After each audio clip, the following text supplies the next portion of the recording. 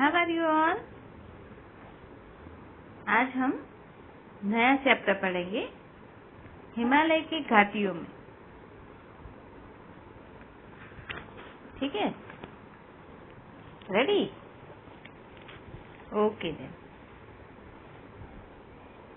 इसके लेखक हैं धर्मवीर भारती। इनका जन्म 25 दिसंबर 1926 को प्रयाग में हुआ। अपनी रचनाओं के लिए वे पद्मश्री और व्यास सम्मान से सम्मानित हुए। धर्मयुग साप्ताहिक पत्रिका के ये प्रधान संपादक थे और यही संपादन इनकी मुख्य पहचान बनी। लेकिन इससे पहले इनकी प्रमुख मुख्य रचनाएं हैं गुनाहों का देवता, ठंडा लोहा, कनोप्रिया और सूरज का सातवां घोड़ा। तो इत्यादि हिंदी साहित्य में अपनी पहचान बना चुकी थी। 4 सितंबर 1997 यानी 1997 में इनकी मृत्यु हो गई।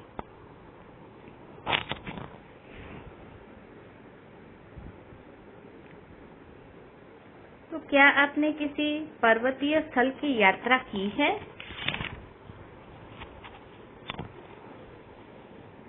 नहीं की है? किसी ने तो की होगी ना? की है ना? हाँ। तो पहाड़ों पर जमी बर्फ को देखकर आपको कैसा लगता है?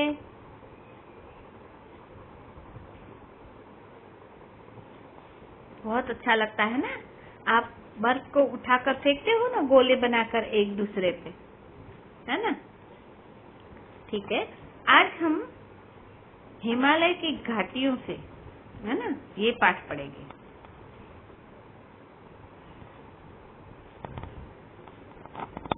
बर्फ को बहुत निकट से देख पाने के लिए ही हम लोग कौसानी गए थे। तो जो लेखक हैं वो कह रहे हैं कि बर्फ को ज्यादा निकट से देखने के लिए ही हम कौसानी गए थे। कौसानी हिल स्टेशन है। अब नैनीताल से रानीखेत जाना पड़ता है, फिर रानीखेत से मजखाली और ऐसे भयानक मोड़ों को पार करते हुए आता है कोसी। क्या आता है? कोसी। अब कोसी से एक सड़क जो है वो अल्मोड़ा जाती है और दूसरी कौसानी। एक कहाँ जाती है? अल्मोड़ा, और दूसरी कौसानी। तो कितना कष्टप्रद है ये रास्ता, कितना सूखा और कुरूप है, यानी डरावना।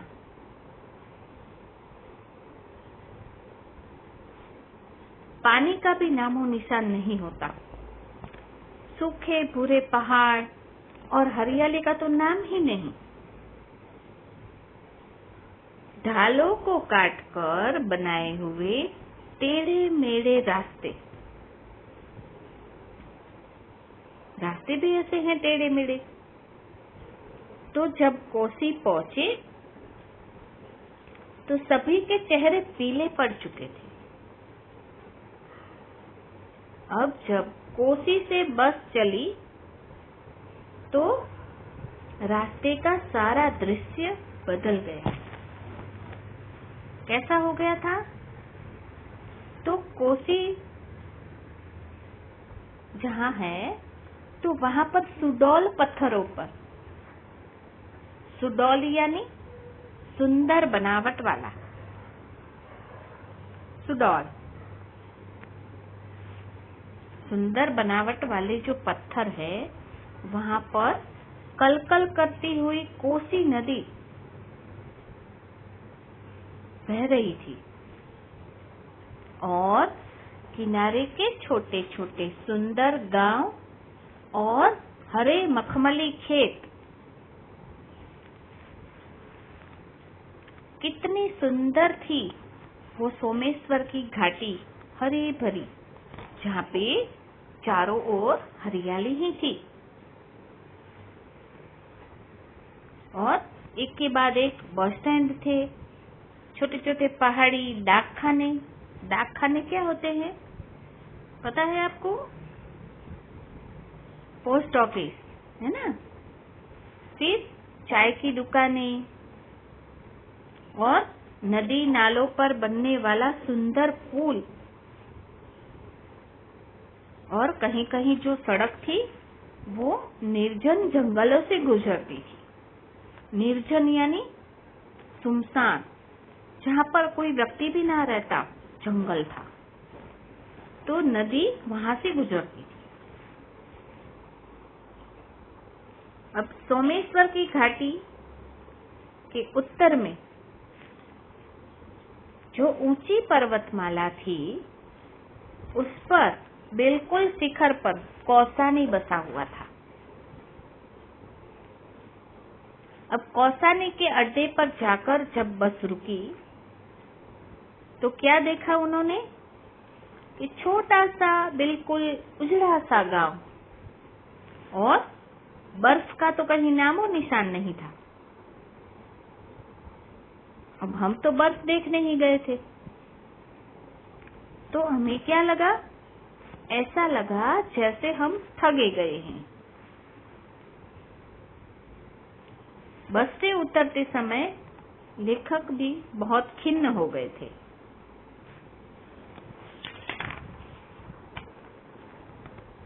अब बस से उतरा ही था, है ना, बस से जब उतरे ही थे लेखक,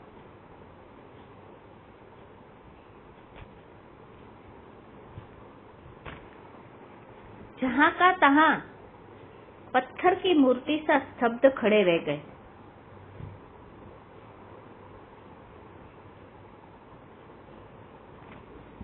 कितना अपार सौंदर्य बिखरा था सामने की घाटी में। अब पर्वतमाला ने अपने आंचल में रंग बिरंगी घाटी छिपा रखी थी और इनमें किन्नर और यक्ष ही वास करते होंगे। हमें तो ऐसा ही लगा। किन्नर क्या होता है? किन्नर और यक्ष स्वर्गीय जीव, स्वर्ग में होते हैं जो जीव, यक्ष और किन्नर कहलाते हैं, जो स्वर्ग में वास करते हैं। 50 मील चौड़ी घाटी थी और उस पर मखमली कालीन जैसे खेत दिख रहे थे और रास्ते कैसे थे? सुंदर गेरू की शिलाएं। घेरू यानी लाल मिट्टी, है ना। जब हम रंगोली बनाते हैं तो पहले घेरू लगाते हैं, पता है ना क्यों लगाते हैं? तो रंगोली हमारी साफ दिखे, है ना। तो घेरू की शिलाएं काटकर लाल लाल रास्ते बनाए गए थे, जिनके किनारे सफेद सफेद पत्थरों की कतारें भी थी और वहां पर ही आपस में उलझ जाने वाली बेलों की लड़ियां सी नदियां, बहुत सारी नदियां बह रही थी।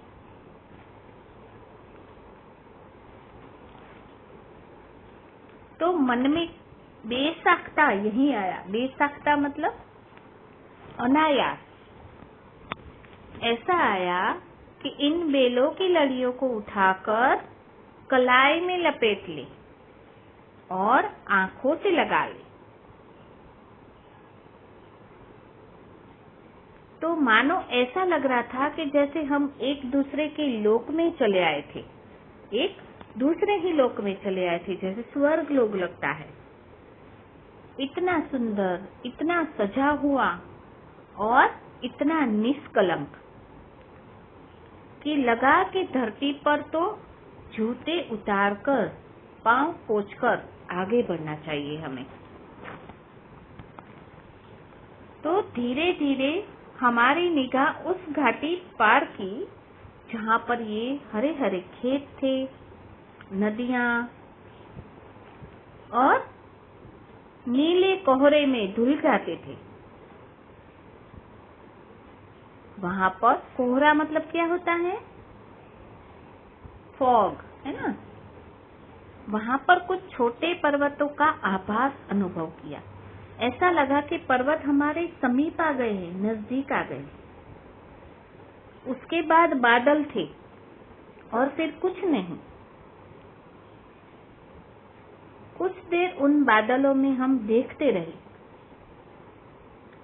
कि अकस्मात ही हमें हल्का सा विस्मय का धक्का मन को लगा। क्या लगा कि ये धीरे धीरे खिसकते हुए बादलों में यह कौन सी चीज है जो अटल है। अटल यानी स्थिर, एक जगह खड़ी हुई। यह छोटे से बादल के टुकड़े सा, ये कैसा अजब रंग है इसका। न तो रुपहला है, न हल्का नीला, ये क्या था। तो हमें लगा कहीं ये बर्फ तो नहीं है। जी हाँ, बर्फ तो नहीं है। और क्या है? और बिजली सा यह विचार हमारे मन में कौंधा कि इस घाटी पर वह नगाधिराज पर्वत सम्राट हिमालय है। ये तो हिमालय पर्वत है। इन बादलों ने उसे ढांप रखा, यानी बादलों ने उसे ढक दिया था। वैसे वह जो सामने है उसका कोई छोटा सा बाल स्वभाव शिखर हमें झांक रहा था, जैसे कोई बादल खिड़की से झांक रहा है। तो लेखक हर्षा तरीके से चीख उठे। मतलब हर्षा तरीके मतलब अत्यधिक प्रसन्न होकर चीख उठे कि वह देखो बर्फ है, बर्फ।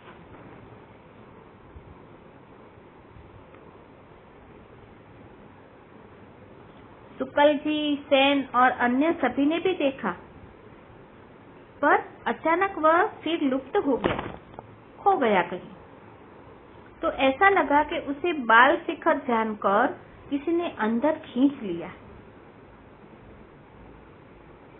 कभी कभी खिड़की से झांक रहा है, कहीं गिर ना पड़े, ऐसा लग रहा था।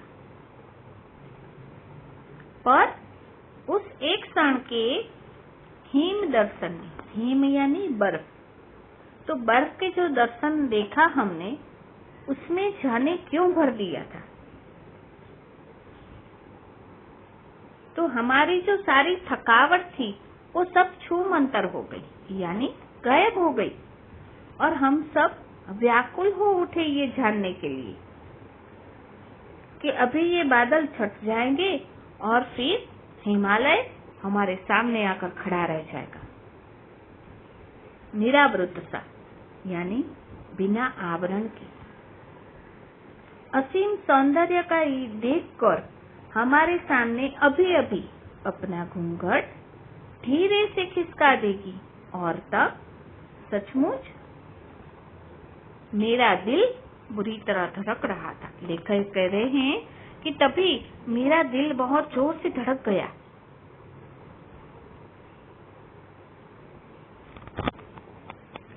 डाक बंगले के खानसामे ने बताया।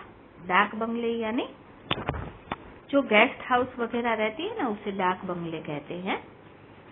तो उसके खानसामे यानी उसके जो केयर टेकर रहता है ना, उसने बताया कि आप लोग खुशकिस्मत है।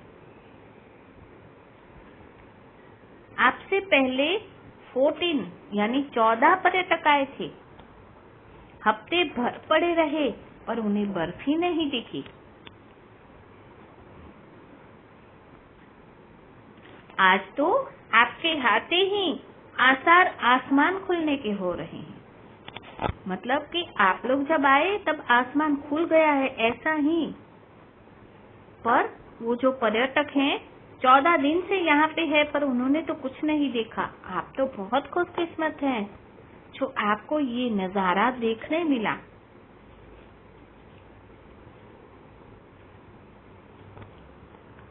उन्होंने सामान सब अपना रख दिया और सभी बिना चाय पिए सामने के बरामदे में जाकर बैठ गए और अपलक सामने देखते रहे। अपलक यानी एकटक देखते रहे। बादल धीरे धीरे नीचे उतर रहे थे और एक एक करके नए शिखरों की हिम रेखाएं अनावृत हो रही थी, यानी खुल रही थी। नए नए शिखरों की हिम रेखाएं यानी बर्फ की जो रेखाएं थी वो खुल रही थी और फिर सब खुल गया। बाईं ओर से दाईं ओर से सब गहरे शून्य में शिखरों की उबड़ खाबड़ रोमांचक श्रृंखला। न जाने इसे देखकर उनके मन में क्या क्या भावनाएं उठ रही थी। सिर्फ एक धुंधला सा संवेदन अवश्य था। संवेदन यानी अनुभूति थी। क्या अनुभूति थी? कि बर्फ की सील के सामने खड़े होने पर मुंह पर ठंडी ठंडी भाप लगती है ना। बर्फ के सामने अगर हम खड़े रहेंगे तो हमारे मुंह पर भी भाप लगती है, यानी स्टील।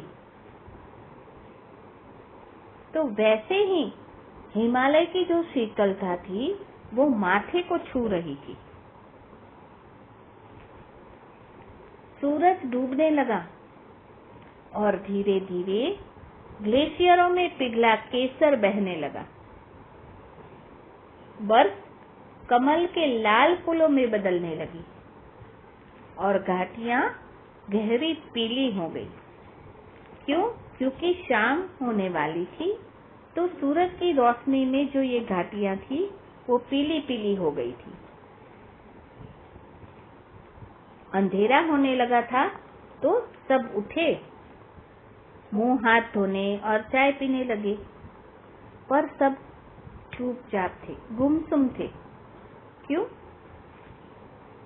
जैसे यहाँ कोई सब कुछ छीन गया हो या सबको कुछ ऐसा मिल गया हो जिसे अंदर ही अंदर सहजने में सब आत्मलीन हो या अपने में डूब गए हो। सभी सपनों में डूब गए थे। ये नजारा देखकर सभी अपने आप में ही खो गए थे, आत्मलीन हो गए थे। दूसरे दिन घाटी में उतरकर मीलों चलकर वे लोग बैजनाथ पहुंचे, जहां गोमती नदी बहती है। अब गोमती की उज्जवल जल राशि में हिमालय की बर्फीली चोटियों की छाया तैर रही थी। तो ऐसा लग रहा था कि पता नहीं कब वहां शिखर पर पहुंचेंगे हम। इसीलिए उस जल में तैरते हुए हिमालय से जी भरकर भेंट की, उसमें डूबा रहा। मतलब कि ये नजारा देखकर ऐसे लग रहा था कि हिमालय को ही जी भर के देख ले और हमें कुछ नहीं चाहिए। ये जी भरकर देख ले, ये हमें भेंट मिल गई, यानी हमें गिफ्ट मिल गई है। हमने हिमालय जो देखा उसमें ही डूबे रहे, है ना। तो पाठ में क्या बताया गया है हमें? ये पाठ का सारांश है कि लेखक की यह यात्रा वृत्तांत हमें पर्वतराज हिमालय के करीब ले जाता है ना। हिमालय पर्वत के करीब ले जाता है। वहाँ के टेढ़े मेढ़े रास्तों से कोसी पहुँचना, फिर बस से लेखक और उनके मित्र कौसानी पहुँचे, वहां बादल नीचे उतर रहे थे और एक एक करके नए नए शिखरों की हिम रेखाएं अनावृत हो रही थी। जाने किस आदिम काल से यानी प्राचीन काल से हिम इन अविनाशी शिखरों पर जमा हुआ है।